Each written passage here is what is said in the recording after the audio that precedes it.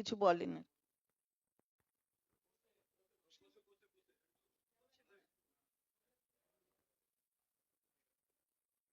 ধন্যবাদ আমার অত্যন্ত শ্রদ্ধাভাজন পার্থ ভৌমিক জি এবং চন্দ্রিমা ভট্টাচার্য জি এবং বিভিন্ন মিডিয়ার সম্মানিত সাংবাদিক মণ্ডলী। আজকে আমার সম্পর্কে পার্থদা যতটুকু বলেছেন বাস, আমি বিরাট কিছু নই।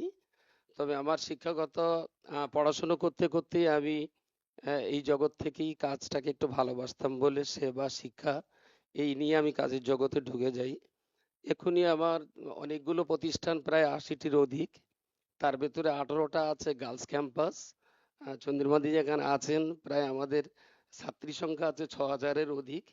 আর ভিলেজ প্রজেক্টে আমরা শিশুরা যাতে ড্রপ আউট না হয়, ৩ বছর থেকেই সব বাচ্চা যাতে আইসিডিএস প্রাইমারি স্কুলে পড়াশোনা করে, তার জন্য আমরা যে চেষ্টাটা চালাই, সেখানে আছে ৩২৬টির মতো ভিলেজ প্রজেক্টের স্কুল। এবং এখানে আর সব মিলিয়ে প্রায় ৩৫,০০০ স্টুডেন্ট নিয়ে আমার পরিবার, এবং সেই সঙ্গে সঙ্গে ৬টা থেকে ৭টা সমাজ উন্নয়নের বিভিন্ন সংগঠন। তার মাদার কমিটি হলো অল ইন্ডিয়া সুন্নাতুল জামাত, এবং আমাদের সবচেয়ে বড় আবাসিক প্রতিষ্ঠান সেটা হলো জামিয়া রহমানিয়া, এবং মেয়েদেরও আবাসিক প্রতিষ্ঠান অনেকগুলো রয়েছে। এই নিয়ে আমি বেঁচে থাকি।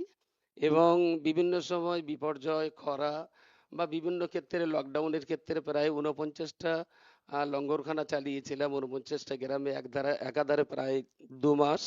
এই নিয়ে আমি সুন্দর থাকি, ভালো থাকি।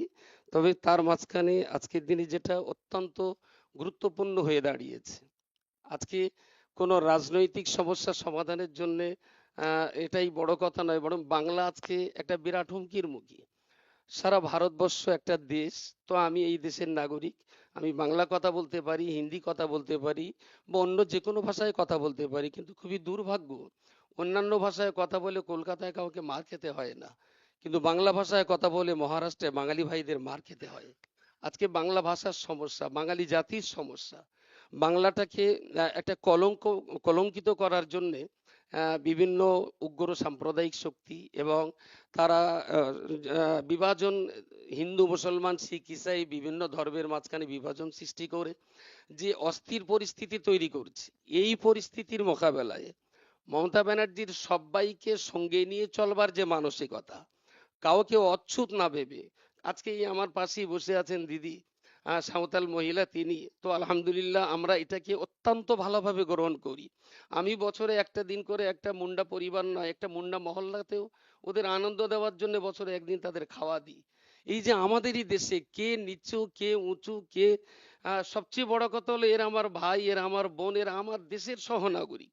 কিন্তু খুবই দুর্ভাগ্য, আজকে একই সঙ্গে থেকে একই দেশে বসবাস করে একে অপরকে দূর ভাবা এবং শত্রু ভাবা, জাতি জাতি বিভাজন, ধর্মে ধর্মে বিভাজন, ধর্মীয় অসহিষ্ণুতা, এটা আমার অত্যন্ত কষ্ট দিয়েছে।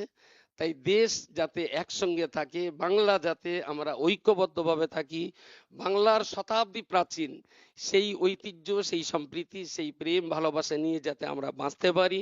মমতা ব্যানার্জির এই যে লড়াই, বাঙালি জাতির উন্নয়ন শুধু নয়, সেই সঙ্গে সংখ্যালঘু বিভিন্ন সম্প্রদায়ের শিক্ষা, স্বাস্থ্য এবং কবরস্থান বলি বা অন্যান্য আরো বিভিন্ন দিক দিয়ে যে উন্নয়ন তিনি করেছেন, সবচেয়ে বড় কথা সাম্প্রদায়িক শক্তি এবং বিচ্ছিন্নতাবাদী শক্তির মোকাবেলায় মমতা ব্যানার্জির যে লড়াই, আমি সেই লড়াইটাকে স্বাগত জানিয়ে আমার এই জায়গায় আসা।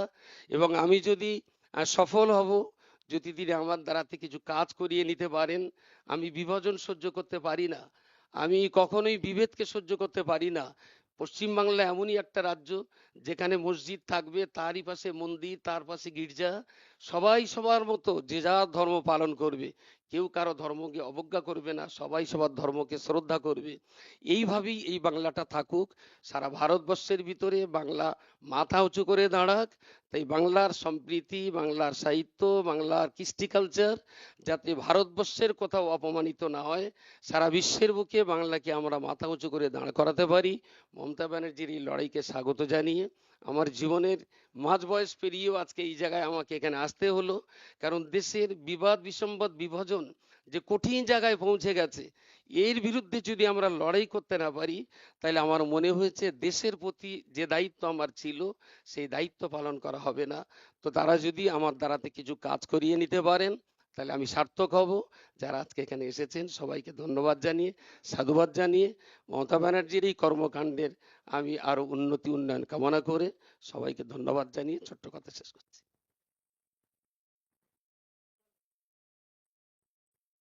নমস্কার।